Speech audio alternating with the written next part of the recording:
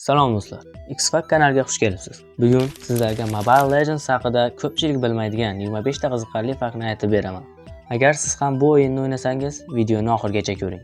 Mobile Legends o'yini 2016-yilda chiqarilgan. O'yinni Monton kompaniyasi yaratgan. Bu o'yin MOBA turiga kiradi. Har bir jamoada 5 ta o'yinchi bo'ladi. O'yin odatda 10-20 daqiqa davom etadi. O'yinda 100 dan ortiq qahramon mavjud. Har bir qahramon o'z roliga ega. Asosiy maqsad dushman bazasini yo'q qilish. Xarita 3 ta yo'lakdan iborat. Jungle hududida monsterlar bor. O'yinda Turtle degan monster bor. Turtle jamoaga oltin beradi. Lord esa bazaga hujum qilishda yordam beradi. Mobile Legendsda rank tizimi bor.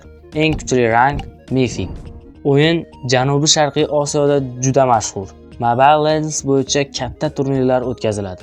Eng mashhur turnir M-Series. Ba'zi qahramonlar afsonaviy qahramonlardan olingan. O'yinda juda ko'p skinlar mavjud. Skinlar qahramonlar ko'rinishini o'zgartiradi. Ba'zi skinlar maxsus effekt beradi. Do'stlar bir jamoa tuzib o'ynash mumkin. O'yinda chat va ovozli aloqa bor.